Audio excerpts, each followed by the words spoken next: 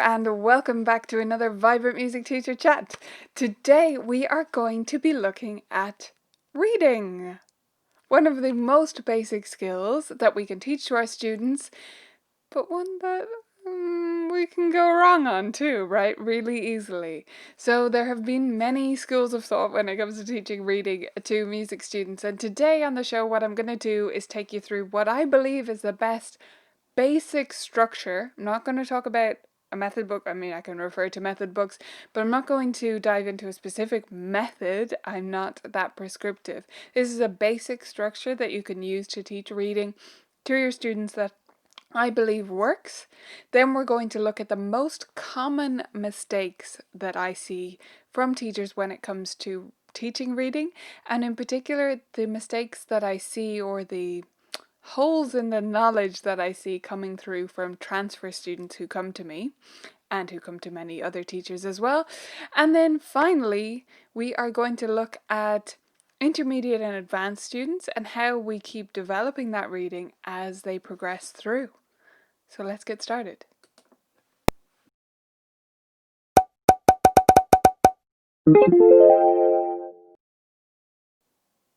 Well, a huge warm welcome and hello there everyone who is watching live. It is so great to be back with you again.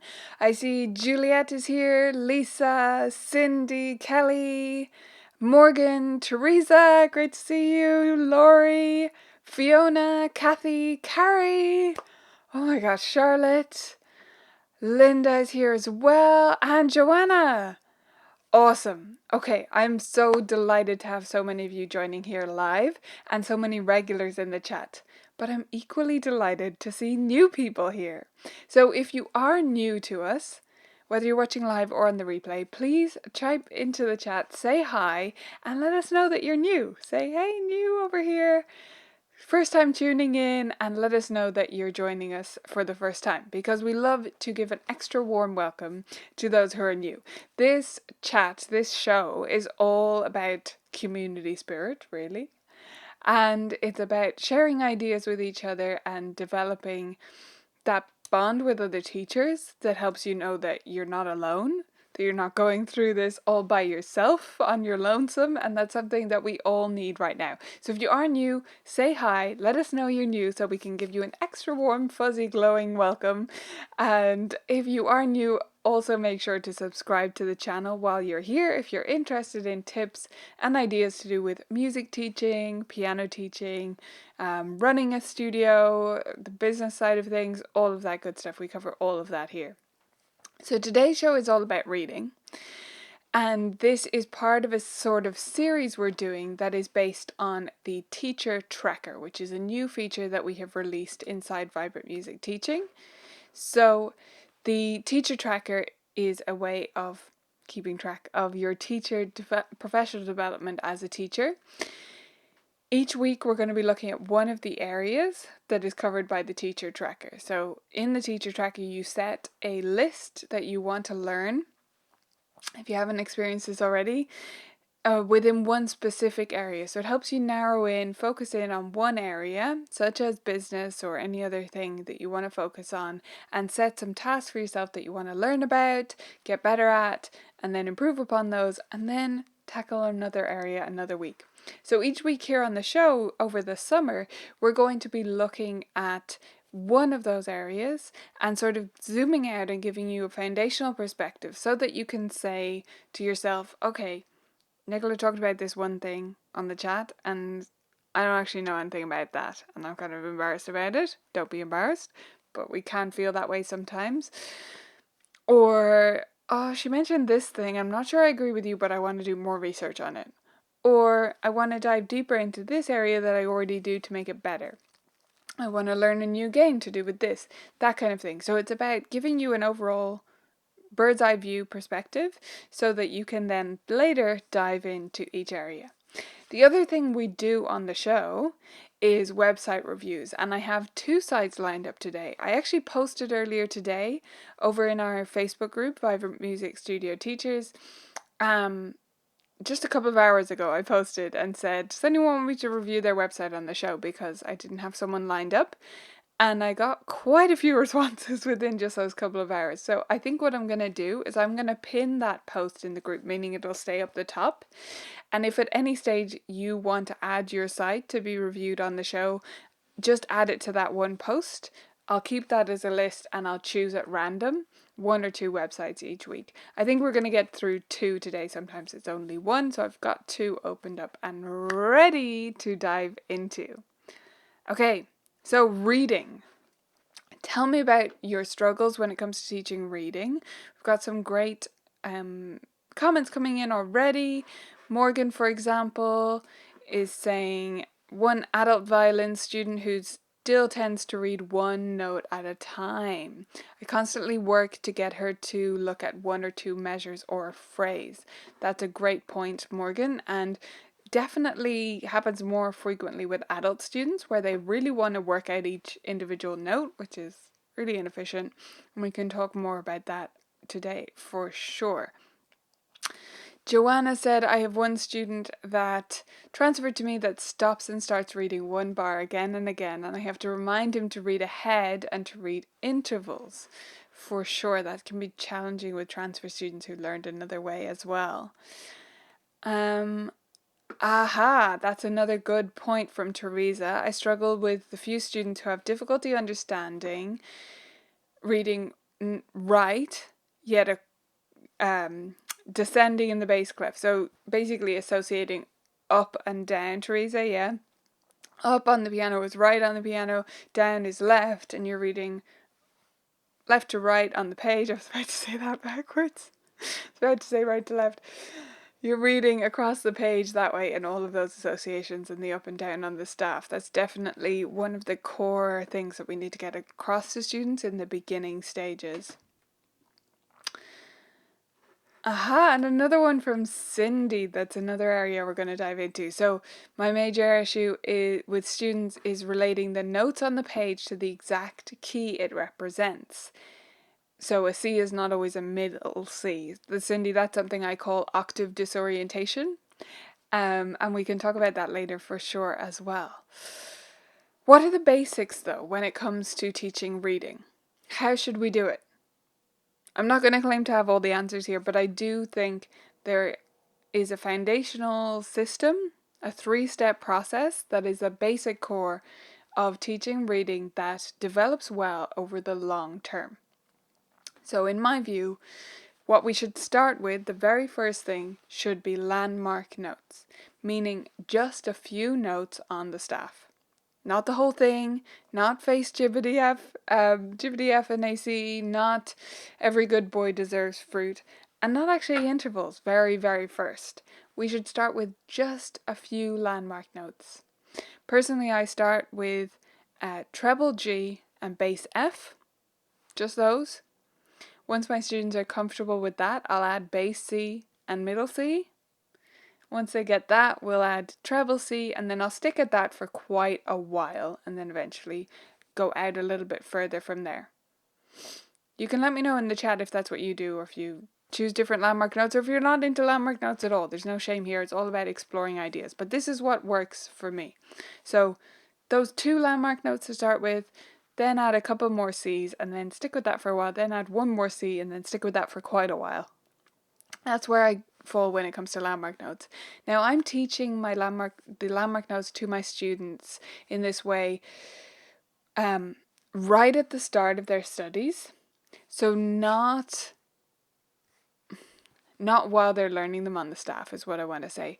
Most students would learn these landmark notes with me and learn them pretty well and know them pretty thoroughly before they even start reading music on the staff. They would be learning these while we're doing some pre-reading work, or maybe even not pre-reading but just not reading at all, like just doing rote pieces, playing by ear, exploring music. Depends on their age and the particular student.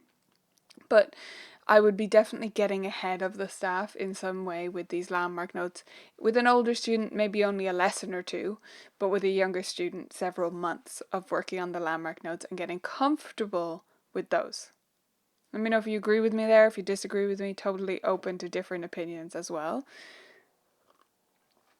The next step for me after landmark notes is to start to introduce intervals. So intervals have already been mentioned several times here.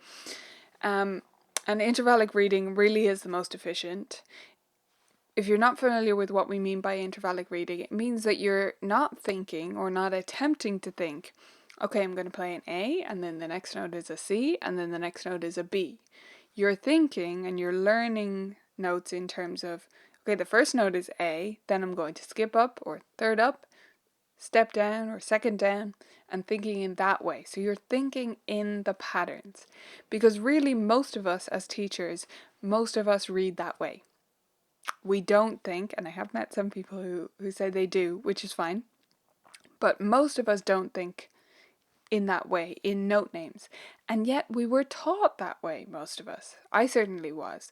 I was taught the note names. No one really talked to me about intervals, did they? No. Not until we talked about interval qualities. So the first probably introduction of the word intervals was talking about major and minor and diminished intervals in theory exams. Otherwise, we didn't talk about it. Now, I think it's not. I don't think that's because the teachers were expecting me to read all the notes. I think it was just a lack of understanding of how the brain processes things, or maybe just not thinking of it as teaching in that way. But whatever the reason, that's not how I was taught, and yet it is how I read, really. Because it's pretty difficult to read at speed, reading every single note name. You just couldn't do it. So unless you are a pretty poor sight reader, you have to be able to think in patterns and intervals, or you can't keep up, can you? It's just not possible.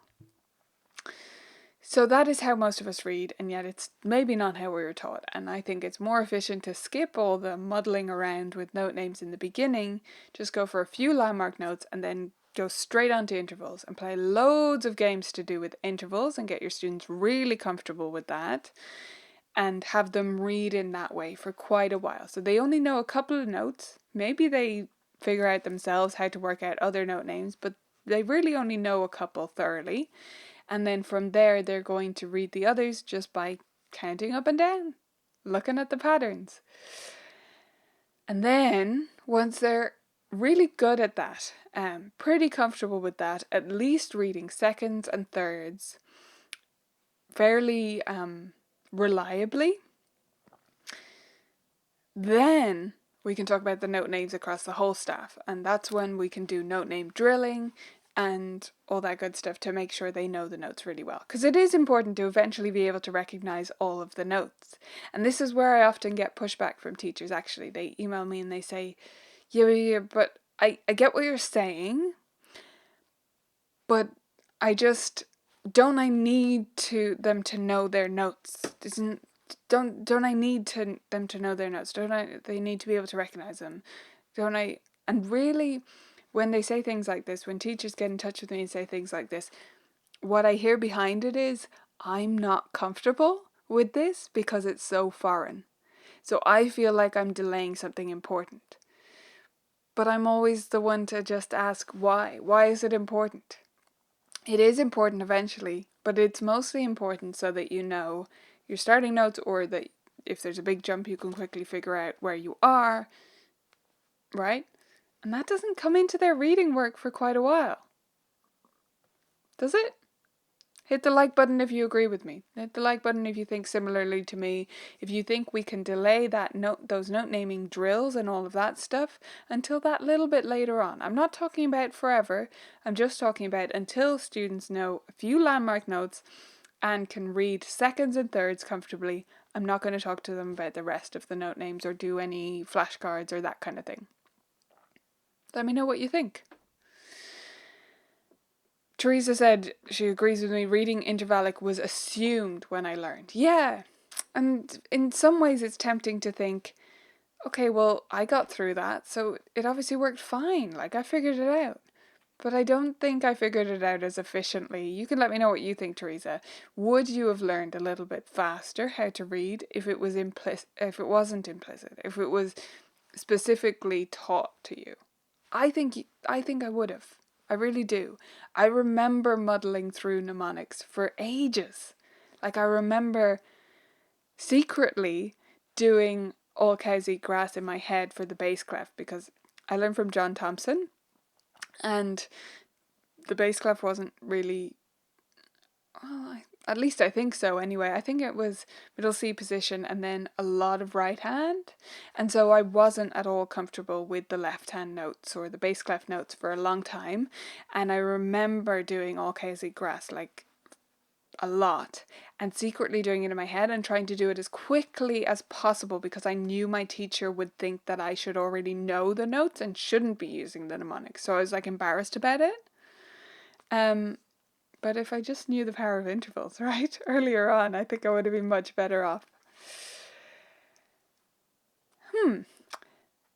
That's an interesting question. How do you drill students to read bass clef notes in right hand? So many pieces do this, and most students struggle with this. I'm thinking of providing single line bass clef reading, left hand and right hand. I'm really curious about this question because I find it more common that the treble clef notes are read with the left hand. I've seen that happen more than the bass clef with the right hand. Either way, it's about an understanding that isn't there. So if a student doesn't know those couple of landmark notes really well, they're going to mix things up and be confused about these factors. But if you drill and play enough games in the beginning with bass F versus treble G, just focus on those two for ages, depending on the student, right? It doesn't have to be ages, just until they're really, really comfy with those and making sure that your games associate those with the notes on the piano, then they know that clef, those dots are part of an F and they point to that line for a reason and it is that F on the piano and there's no ifs, ands or buts about that. Right? Okay. Let me know if that makes sense. So after the basics, I wanted to talk to you about some common mistakes and I'd love to hear your thoughts about this. So, what are the things that you see in your students, or mistakes you've made yourself, or students you get as transfer students from another teacher? What are some things that you misunderstandings or errors in their playing that you see a lot? We've already mentioned one of them. We've got octave disorientation, as I call it, which is where you think that a C is a C is a C. So students play C a C and they play it anywhere on the piano.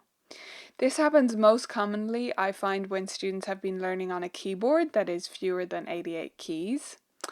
However, it can happen with any student. That's just the most common. So if that is happening with your student, double check what type of instrument they have at home because that can be a really common issue with students who have smaller instruments. That it is confusing, right? The keys are seeming to move every time they come to your full-size piano. So that's one issue. In terms of solving it once it is in place, we have a great game for this. What's it called? Not Lost at Sea.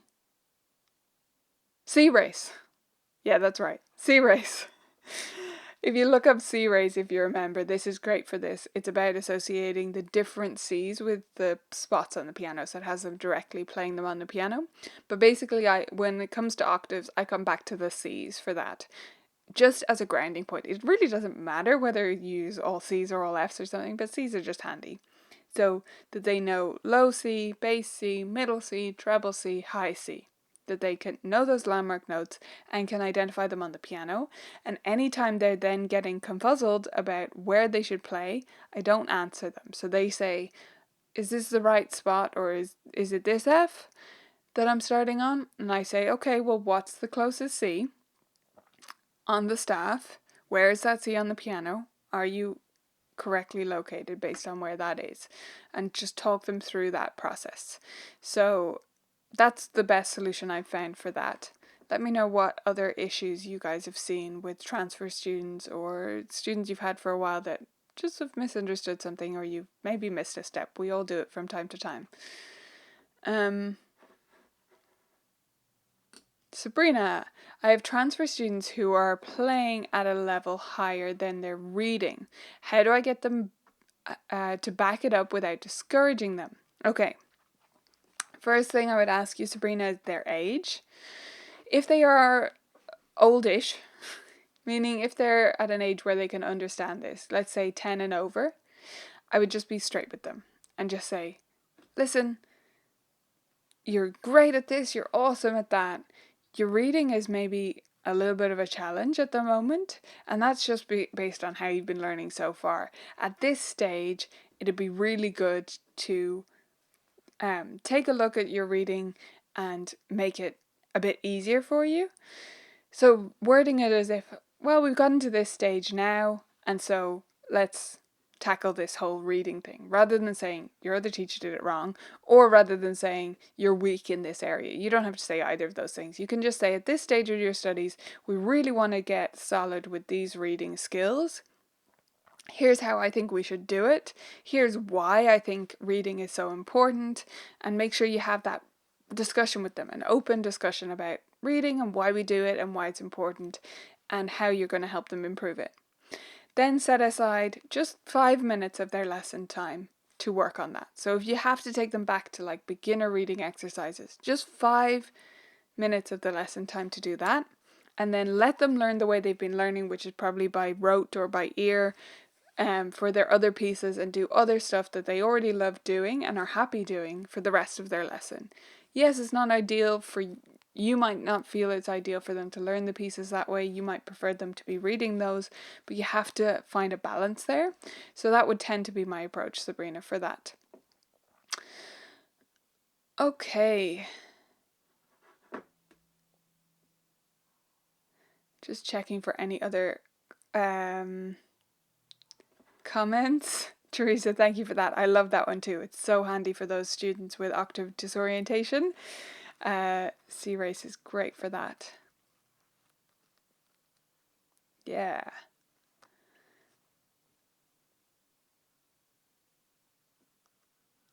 Oh, Fiona, yeah. So the students who learn in a really position-based method, that can definitely be challenging, where they think that a certain finger number means a certain key on the piano, which is obviously not true, but you can fall into that. It's tough to break out of. That's why I wanted to do this training, to talk about these things, because if you are teaching in a method book that does things that way, you know, that's fine. You've been doing it that way. Let's think about how it could be better and the results that you're getting and whether you'd prefer to do it a different way. Okay, so the common mistakes that I see, those are some of your suggestions, which were great. The really common, most common area that makes me go, with transfer students is what I'm going to call unstable foundations.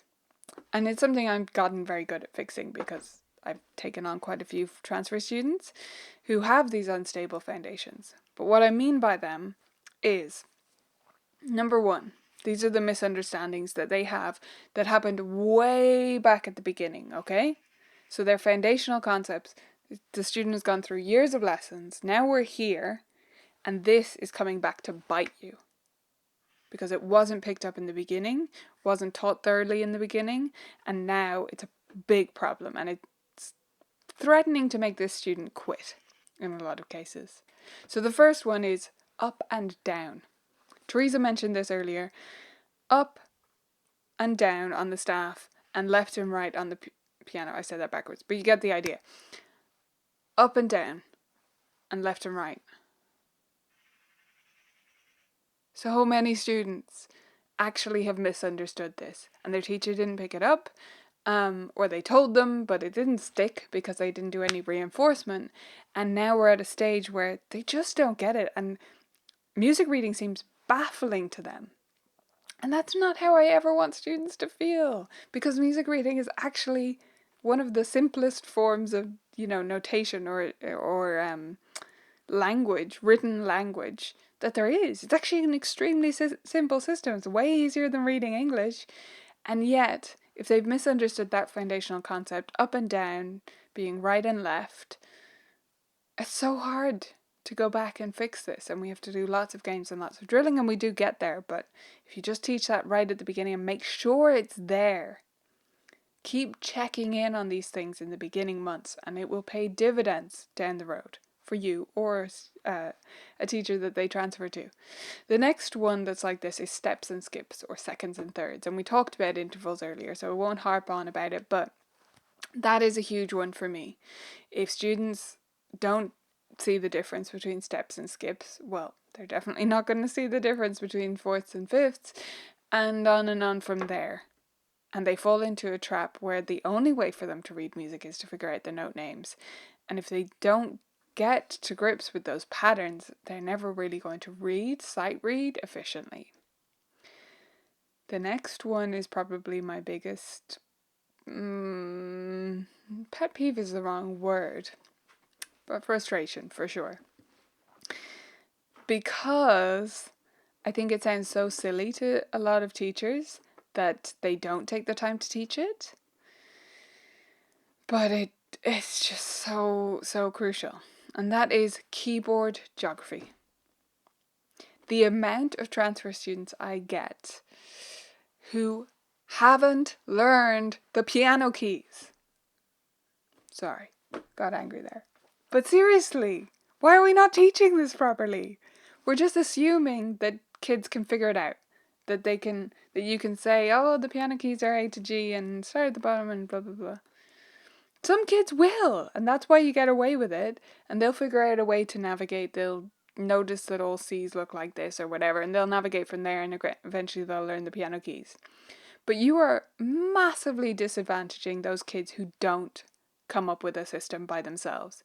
And with anything in teaching, we shouldn't be leaving it up to them to come up with a solution for how to figure this stuff out. We should be giving them one. So please, if you're not thoroughly and comprehensively teaching piano keys and making sure your students know them through games, through little drills and fun little things, or getting them to place certain counters on certain keys, if you aren't doing that for the first few months, every few lessons, to make sure, please start now. Because honestly, it can make everything crumble, and it's so simple. But you can't do anything if you don't know the piano keys, and you are so reliant on your teacher to tell you, okay, put your hand here or start here or whatever. And we all will have seen those students who they had a trick and it was the wrong type of trick, and they go to a concert or recital situation and they play their piece in entirely the wrong spot. Has that ever happened to you? Let me know in the chat if you've had that experience with a student. Most of the time when kids do that, when they go up to the recital piano and they play the whole thing, not just up an octave, but like in G instead of in C or something, well, impressive if they manage to put in the sharp, but it's because at your piano or at home, especially if you're teaching at students' homes, this can happen a lot.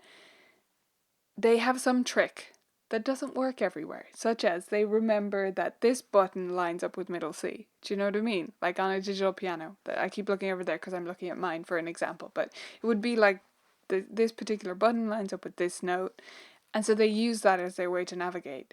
And suddenly they're on a grand piano that doesn't have buttons, and they can't navigate. Right, okay. That's one of the ones that really riles me up because it's just so simple to teach. And yet it does require that amount of reinforcement that, yeah, for some students doesn't happen, and it comes back to bite you majorly in the end. Linda said, yes, one of my students played at a recital in the wrong octave. Now I have them try the piano in the recital hall and have them come to my house to be on the regular piano. Yeah, for sure. If you're teaching at students' homes, it's extra important to give them that experience of practicing on different instruments because it's hard. I often tell my students, especially more advanced ones, one of the things about being a pianist is you don't get to bring your instrument with you. A violinist brings their violin. They always play their violin. We have to play whatever is there. And so it's definitely worth getting some experience on different instruments.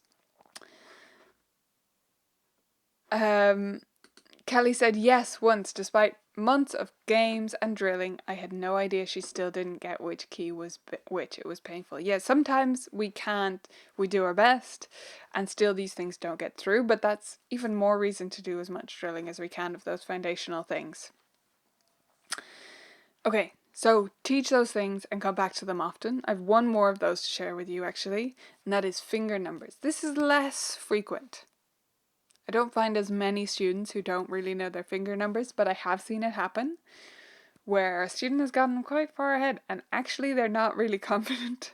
Like they'll still be confusing this, thinking this is one, or confusing the right and left finger numbers, that kind of thing. So do double check the finger numbers as well. It's another important foundational concept for reading.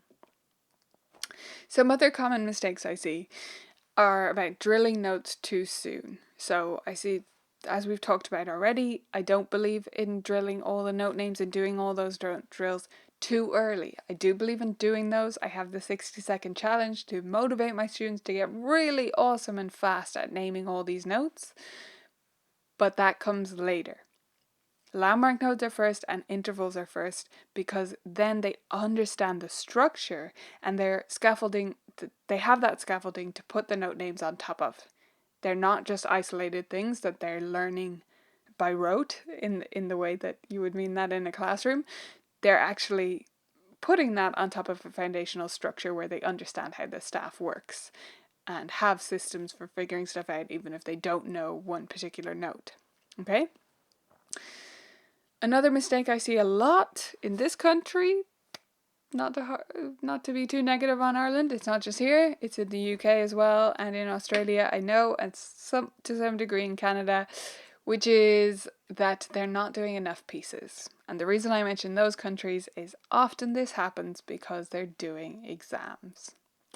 Because they're doing exams, the pace just slows down and they end up working on those exam pieces so much for most of a year that they don't have time to learn other pieces. And when you don't learn many pieces, you don't learn to read properly. That's the truth. You just can't. There's just not enough fodder. You don't get enough practice. So learning too few pieces is a big thing that I see with transfer students. And then the last thing is that they haven't been allowed to consolidate their learning. So this comes from lots of pieces, yes, but it also comes from lots of pieces that are not too hard. It can be really tempting as a teacher to say, I want progress, I want progress, I want progress. I want to keep moving forward. So they already, in the beginning stages, okay, they already know those few notes or they already know that interval. We're going to add another interval because they're already confident with that.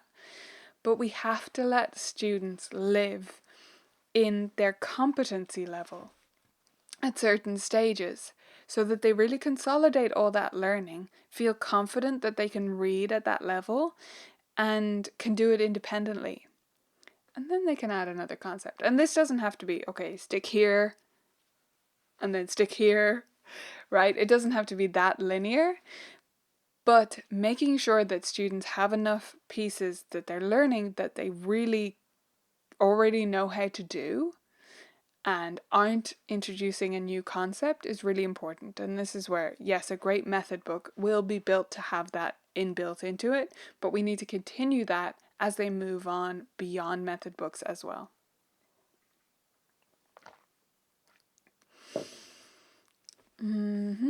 Keep adding your thoughts about what transfer students' errors you've seen or issues you've seen. Whoopsies. Laurie had a comment there. I have adult students who want to work ahead in the method book and not work on in between material. They are missing concepts. How can I slow them down? Okay, so this is what I'm picturing, Laurie. Let me know if I'm right. So you have an adult student, they're in a method book, and they see that Ode to Joy is coming up in 20 pages, and they just skip everything in between and they go play Ode to Joy because they like that. Is that what we're talking about? If so, I wouldn't be that fussed. But I treat adult students quite differently. It depends on the student. I'm not too bothered about them. I'm confident enough in myself to fill in those gaps where we need to with pieces that they really want to learn. So if they are just not interested in a bunch of the pieces, I think that's all right. In some cases, I will get them to sight read them in the lesson if I think that they really need to read through these things, but I won't necessarily assign them practice of stuff. And especially if it's particular pieces that they don't like, rather than them skipping giant chunks. If there's like a lot of my students, some of my students learn from Piano Pronto. For some adults that really suits them very well because it's simple and it has melodies they know. But we're in Ireland and they don't want to play the American patriotic songs. That's the truth. And we skip them. And that's fine. Yes, those songs introduce certain things, but if you skip one or two here or there, it's grand. You'll catch up with it. Do you know what I mean? So it depends how much they're skipping, and it depends what my goals are for them and what their goals are, but I usually find another way to fill in those gaps.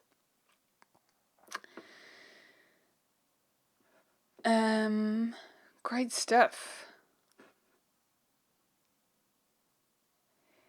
Yeah, for sure. That's exactly what I'm talking about, Laurie. That lateral movement for students so that they consolidate the learning. Yeah, Fiona. Fiona had this comment about exams. So, one parent of twins that I teach learned piano when she was young and is obsessed with the next grade. It's exhausting trying to manage her expectations. I totally get that feeling, Fiona, excuse me. But yeah, you have to be a bit strict. No, it sounds like you are being already, like you're not getting pushed over by it. But for the young teachers that are listening, I want to encourage you to push back against that because you do know better. And the reason the parent is pushing for that next exam is normally because they want to see some measure of progress. Okay? And if you get ahead of that and show them the progress, so you write reports, you let them know what's happening and what's fantastic about what their child is doing, that will alleviate a ton of that. The other thing you can do is further back in the process, which is at the new student interview. If you're in a country that is very exam focused, like I am, you might consider implementing this, which is in the first interview, in the meeting with the parent and the student, I tell them my philosophy of exams right up front, without them asking, without them talking about it. Even if they've no idea what piano exams are, I say, listen, this is what I think about exams, this is where I fit them in. They're only going to do an exam if I think it's beneficial, and I'll recommend it if I think so. Otherwise, no. I don't say it like that. That was super unpleasant. But otherwise, they're not doing them, is the gist of it. And no parent has ever, in a first meeting, said, oh, well, this isn't the studio for me. If they did, I honestly wouldn't be bothered. But no one has ever said that to me. And it does set that expectation right away that I'm going to suggest an exam if I think it's beneficial. I'm open to them coming to me and saying, oh, what do you think? But it's my call, basically. Laurie, great question. We don't yet. It is coming out later this year. So Laurie asked if we have a course on intervals for teachers to help those of us who need to be stronger at understanding them. So confusing with intervals when sharps come in different key signatures. Oh, the course won't cover that, Laurie. But what it will give you experience with is teaching through intervals. And I think that'll be useful for you. To teach them because you'll get more comfortable with them. One of the teachers who works at Colourful Keys, she's actually moving on. So sad she has to move, but she's wonderful. And she said that really it changed her thinking about her own playing. When she started teaching through intervals, and she really started to think that way because you have to talk that way and you have to get comfortable with it through teaching it, and it helps you with your own reading even. So I think it is about teaching through it, and that's a very useful experience, and that course will help you with that for sure. Okay. Oh, right. Okay. Time is flying today. So I wanted to briefly mention about intermediate and advanced students.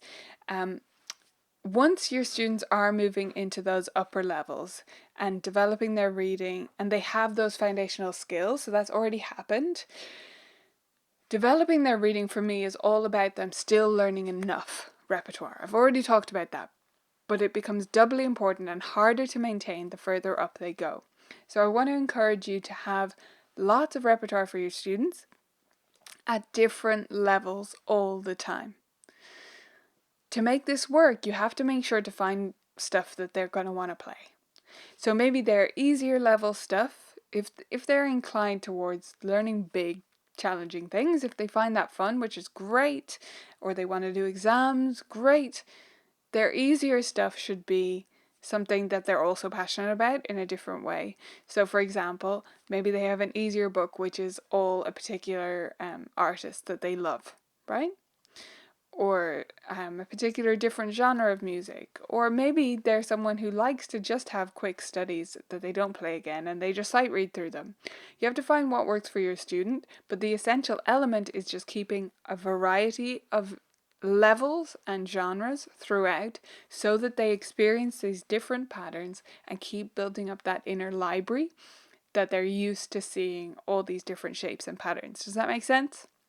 That's what it's all about for me anyway, as you go forward in the levels. Now, as I said, time is flying. We're going to do 2 quick website reviews, and if you have any other questions about reading, please keep them coming. If I missed an earlier question, please shoot it to me again, and we'll dive into these 2 websites and you can give me your thoughts on those as well. So the website reviews that we do here are a way to improve our marketing together, learn about what different people are doing on their sites. Even if you don't have a website, I think they're useful because they help you see how your messaging comes across. So what I do is I open up teachers' websites and I just give you my honest opinion on them straight up front. I'm not sure if the people we're reviewing are here live. If they are, please chime in and say hi. And any thoughts that occur to you if you're watching as we go through these sites as well. So let's make sure it's the right screen. It is indeed. Okay, so this is the first one. This is Learn at Home Music Studio. So the first thing that occurs to me as I arrive on this site here, first thing is this, honestly. So this site was designed with the Wix.com website builder. What that means is it was created for free, and you know, if you're not paying for something, you're the product. So therefore, they are advertising Wix on the site. Honestly, I think it's always worth paying for it. If you're going to have a site, pay for the premium option. If it's too expensive with Wix, I don't know how much Wix costs, then get a different site that is not going to charge you an extortionate amount. But it's always worth paying for the premium option because this just does not look professional in my view. Now, next thoughts. So, assuming we get rid of this banner, what else could we change? Okay. Well, the next first thing that occurs to me is this. That's really hard to read. So the text spacing, the letter spacing is reduced so that the letters are right up against each other, and it's also blurred because of a shadow, I think. So that's really, really hard to read. You need to increase that and make it a modern, clean and simple font. Always go for simple and easy, as in always go for clarity over being cute or clever, right? So make that more visible. And this font is a little bit old-fashioned as well, but it's definitely more readable, so that one's okay. Now, okay, so that title is good. It's telling us where you are, which is important to tell Google where you are. You've got lots of different instruments here. Oh my gosh. So that's great to have all those options, but I don't know what to do. We come back to this again and again. Regulars will know on the channel when we do these website reviews is you have to tell me where to go. At the moment when I arrive on your site, I need to accept the cookies, that's fine, but the only other button I see is the Wix one. That's what I'm most encouraged to click on. That's one of the reasons we need to get rid of it, but it's also the reason that you need to have a big button of your own. So you should have a massive button here that says, sign up for lessons or whatever you want them to do. Tell them what needs to happen. So without direction of where I should go, I'm going to scroll for myself. Okay, again, that animation, it's not going to show again, but we saw it that time. It's a little bit old-fashioned. Like, it just doesn't look super modern. So I would keep things a bit simpler than that. This text could be simpler. In general, there's just a lot of fonts. You would improve things so much if you just chose 2 fonts for your whole website and stuck to those. It would instantly make it more professional looking, more modern, more designed, without hiring a designer or anything like that. This logo thing, what are those letters? I can't read them. I think maybe it says learn at home, but it looks to me, yes, learn home. Yes, I think that's what it says. Learn at home. Right. That confused me no end. I was looking at them in the side of my eye going, has she mislabeled the letters? Because I just saw the A there. I think you can come up with something simpler there. Hire someone on Fiverr to create a simple logo for you, or just go with the name. You don't need a logo for a studio. Right, let's click around a little bit. Have a little browse so we can provide some more feedback. Let me know what you think in the chat. Laura asked, how do we know which fonts are old-fashioned? Good question. That's my designery brain talking to Laura, so thank you for keeping me explaining myself. The main point is to just choose 2. Okay?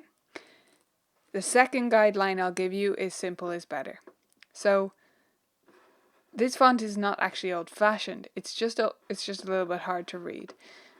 This looked a little bit old-fashioned to me, but really it's just too twirly, is if we want more general guidelines. So this font is fine. It's actually the same one as my site, so I know what that is. That's Railway. That's fine. This one is fine. That one is fine. They're all fine. We just need to reduce it to 2. So that's the main thing, is fewer is better. And if you're in doubt, just go with sans serif and no cursive fonts. Hope that gives you some guidelines to go by, Laura. Okay, so convenience, professional.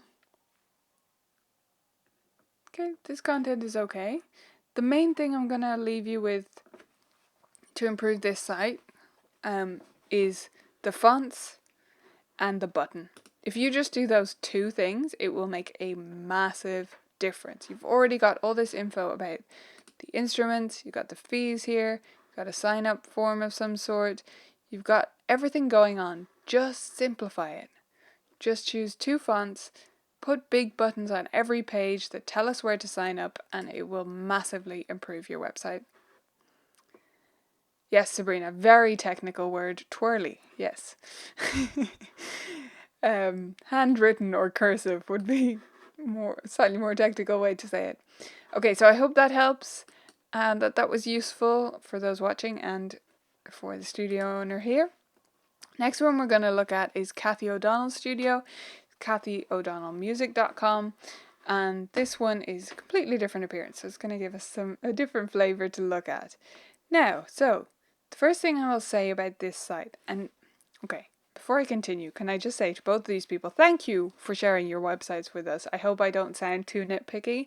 I'm nitpicking on purpose because that gives you things to improve and helps you do better, right? So it's all about helping you. I hope you can see that through all my criticism. But Cathy, the first thing I'll say that you could improve is this menu. This is confusing. When in doubt on the web, do the thing that most people do. Don't be creative. Because it takes a lot of skill to do things slightly differently but still be user-friendly. And there are certain conventions on the web that people are so used to they don't think about it, but when they see something different they don't know what to do with themselves and they tend to just click away because confusion is the enemy. So this menu, the reason it's confusing is it's split apart. Let me just see what happens. Right, so they do go closer together. It is mobile responsive, that's fine. Just either put these over there or put those over there. Okay, it's fine to have one on this side which is just home because that is a common convention, and then the rest on the right, or to have them all together either on the right, left, or in the middle. Any of those is fine, just the split is a bit weird to me. Again, we have something missing. Those of you in the chat can chime in with what it is. What are we missing? It's the call to action. I'll say it 1,000 times if I need to. We need a call to action. You have to tell me what to do. So there should be a button on this page, and at the moment there isn't. I don't know what I'm supposed to do here, Kathy. Where should I go? Well, I'm going to decide by myself since you didn't tell me. I'm going to scroll down.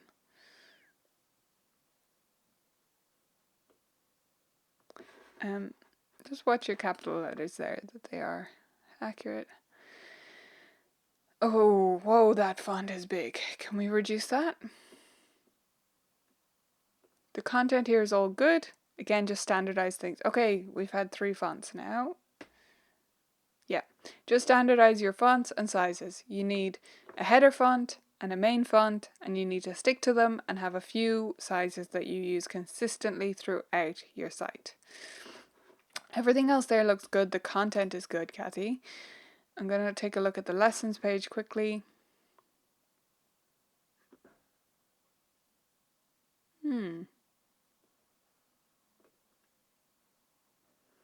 Yeah, I love all the pictures, by the way. That's fantastic. Love seeing lots of photos. This font is enormous. So let's turn that down a bit.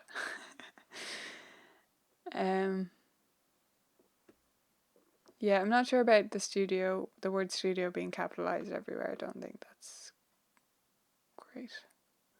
Or just, correct, let's say. Yeah, loving all the smiling photos. We just need buttons like this, and there need to be a stronger call to action. So contact Kathy isn't very strong. Do you have a waiting list? Do you have a place I can sign up for lessons? Should I book a trial lesson? Whatever you want me to do, make sure to tell me to do it. On every page, right at the top, and make sure it's a bit more direct. So book a lesson is better than get in touch. See what I mean? Okay. Then we have an about page and a contact. I love that your menu is simple and to the point. I really like that. So many teacher sites I see have a bajillion things in the menu, and it's just not necessary. So well done to both of these teachers on their website so far. Having a website is 10 billion times better than not having one. So well done on getting this far, and you've both got a lot of great content here. Just some refinement for both of you in terms of fonts and buttons on every page, and you will come a long way just by doing those couple of things.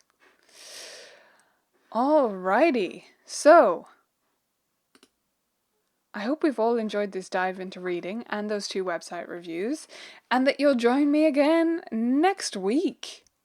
We are on here live every Wednesday at 3 p.m. Dublin time. Okay, so that is 10 a.m. in New York, that's 10 p.m. in Perth, and you can work out what it is based on where you are. Before you leave this video, please hit the like button. Let me know that you appreciated this video, that you enjoyed the chat, that you liked some of the tips, that maybe you learned something new. Let me know what you thought of it, and hit the like button to let YouTube know that you liked it as well, and that other teachers should watch it because it's good content. Yeah, was there something else? Oh yeah, next week we'll be continuing this series, so we're going to be talking about another foundational element of our professional development. I hope that you'll be able to join me back here then, and until then, I hope you have a awesome, wonderful, amazing week. Bye for now, guys.